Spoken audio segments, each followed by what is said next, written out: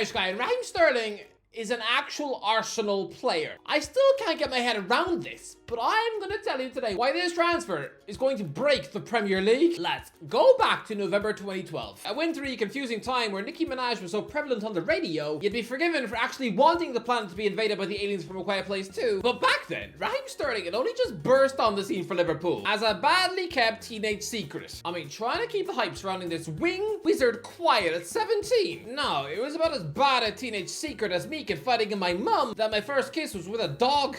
I didn't want her phoning no child psychiatrist. I just wanted a high five and chicken nuggets for tea. But lads, Arsenal went after Sterling all the way back then, offering £8 million and Theo Walcott, you know, boyhood Liverpool fan Walcott, whose contract was expiring in May anyway. If I was a Liverpool fan, I would have actually taken that deal because Theo was red hot that season. He scored 21 goals that campaign, including sensational hat-tricks against Reading and Newcastle. The guy was an absolute fire, to such an extent that Man City were buzzing around a deal for him too. So if I were the Liverpool chief executive, I would have gobbled up this swap deal. I mean, sure, take Sterling. Christ above. I would have probably given them one of my ears if they'd asked. If I were working for Liverpool at the time, I would have probably agreed to dig up my great granddad and sell his skeleton to get my hands on prime Theo Walcott. Yeah, turns out that deal would have been dreadful because Walcott soon broke his leg and was never the same again. While Sterling would eventually be sold for a British record £50 million, Arsenal have always been in the market for Sterling. But the transfer never looked more likely than in 2017 when Sterling was being discussed as a potential make-weight for Manchester City's £50 million deal for Alexis Sanchez. And the Gunners said no. Can we just digest what a stupendously ugly decision that turned out to be? If the reports are true, and they actually said no to a 22-year-old Sterling, and a £50 million paycheck to keep a bloated Finnish Sanchez for 6 more months before then giving the Manchester United a swap deal for Henrik Mkhitaryan, someone who, whilst in a Gunner shirt, looked about as talented as fried bird poo. And by the way, Sterling's summer of 2017 was basically Gareth Bale's summer of 2012, the last summer before their numbers exploded forever, with Sterling then scoring 23 goals that season, then 25 goals, and then lads, 31 goals, and then 14 goals, and finally 17 goals for Man City. And I'm sorry, but it often gets forgotten because Liverpool won the Premier League with utter ease that season. But for Sterling to be City's top scorer, ahead of Aguero with 31, I don't ever want to hear someone try and pretend that he has got the end product of frog spawn, because those are monster stats. Oh, but anyone can score loads of goals from the wing and Pep's team. You just have to hang about at the back post. Oh yeah, how many goals has £100 million Jack Grealish scored from the left wing then? You know, somebody who was double Sterling's price? Oh, that's right, 14. In 3.5 years. I mean, don't get me wrong, not moving to Arsenal was a lucky escape, because had Sterling joined them in 2017, before Pep Ball really kicked into gear, it would have ruined his career. He'd have been signing up for the toxic, gloomy final year of Wenger, where the fans morphed into the angry orcs from the Hobbit films, bedraggled, weary men who looked like they would sooner chew off their own granny's head than persist with this manager for another year. And Sterling would have been lost in the false dawn of Unai Emery. He would have been part of the Aubameyang-shaped early mess of Arteta's Arsenal career, and would now be nearing 30 years of age without a single Premier League medal to his name. He would have been Walcotted. But now, this is the perfect time to join Arsenal, when they are now producing the most competitive side they've had for 20 years. I think Sterling is quietly putting together the most perfect, aesthetically pleasing career, because I like it when players float around the big clubs in England. Yeah, I mean, they can look like disloyal snakes, sure. Even his own wife was probably uncomfortable how he can just easily float from rival to rival. As we speak, she's probably flicking through his phone, hunting for sneaky texts sent to her sister whilst he was on the loo. But lads, Liverpool, Manchester City, Chelsea, Arsenal. What this reminds me of is Daniel Sturridge, who went through Man City, Chelsea and Liverpool, but that was it. There was no other top, ambitious, title-chasing fourth club in there. Lads, all Sturridge needed to do to complete a beautiful-looking career would be if he had pushed that potential £30 million move to the Gunners through in the summer of 2016, when they failed to convince Jamie Vardy. But Liverpool refused to sell him, and so the Gunners chose to spend £70 million on Deportivo's Lucas Perez instead. Remember him? Remember what a useless sausage muffin that Spaniard turned out to be? I actually think Sturridge would be in a decent short-term number 9 at the Emirates for maybe 18 months. But my point is that Sturridge almost carved out the perfect career by representing 4 ambitious top teams in the Premier League. Something Sterling is about to do. Lads, do you know how unlikely it is for a footballer to get 4 Premier League monsters on their CV? The last player to play for Liverpool, Man City, Chelsea and Arsenal was Nicolas Anelka. But I mean, does that really count? Because Manchester City were absolute toilet water when he was there. There was more chance of Susan Boyle eating the Queen than there was of them even qualifying for the Champions League while Anelka was in town. But Sterling, for him to have this longevity, it's freakish. This is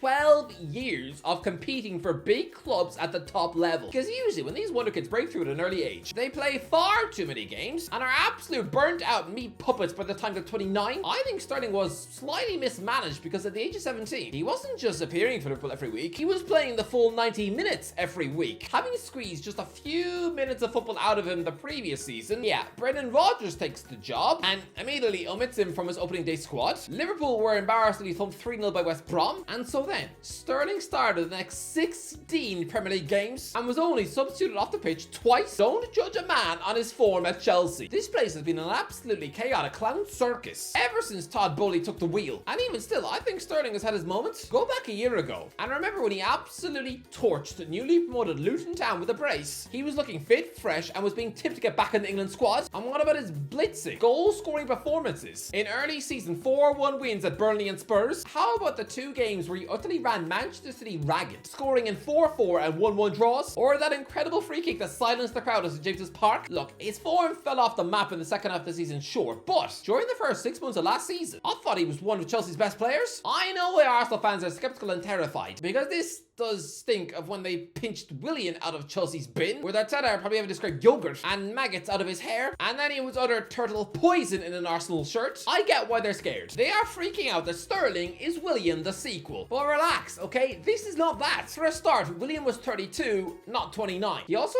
wasn't signed on loan, so Arsenal had to dig deep in their pockets to pay an extraordinarily stupid £240,000 a week 3-year deal. I still don't understand how the Arsenal board thought that made financial sense. 240k a week. Look, Sterling earns even more at Chelsea, yeah, £325,000 a week, but as this is just a 1-year loan, the Gunners have only agreed to pay less than 50% of his wages. They're directly paying him, what, £160,000 a week? That's still less money than what Spurs are paying Timo Werner. This move is incredibly clever because I think we could all see that Chelsea were absolutely nutty when they chose to dump Sterling. Enzo Maresca just decided that this multiple Premier League champion, one of the most devastating wingers in Premier League history, for him to decide that he wasn't even worthy of a shirt numbered at Chelsea anymore, to just disrespectfully strip him of the number 7 shirt and just hand it to some injury blighted pancake bot from Wolves. It was a disgrace. An absolute disgrace. Not even Phil Jones was stripped by Manchester United of the number 4 shirt when a world champion and global football icon like Rafa Varane rocked up. And PJ had about as much Manchester United importance then as a sock covered in snot. Chelsea and Maresca showed Sterling utterly no respect. So for Arteta to welcome into his squad at the final minute,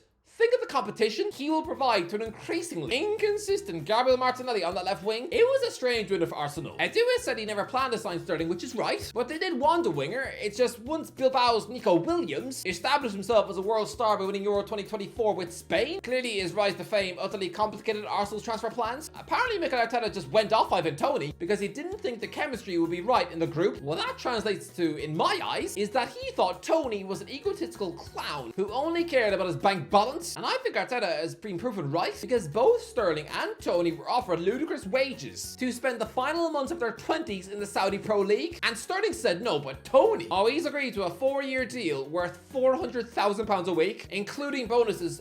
That translates to the equivalent of £800,000 a week before tax in the UK. Yeah. Sterling was offered £650,000 a week to join an unnamed Saudi club before Chelsea even began talks with Arsenal. I think this is beautiful as it finally disproves a long-standing myth that Sterling only cares about the cash. That's what the narrative was all the way back in 2015 when he was demanding a move away from Liverpool to Man City, with his agent stupidly telling the press that he wouldn't even stay at Anfield for £900,000 a week. Yeah, nobody believed that and just assumed this kid was some spoilt teenage magpie brat who only had eyes for the Man City money. Well, lads, this guy's won 4 Premier Leagues, an FA Cup, 5 League Cups, a Community Shield, and has played in both the finals of the Champions League and a European Championship with England. If ever there was a time to close the chapter on his ambition and take the mercenary money in Saudi, it was now. And yet still this man has the hunger and appetite to win.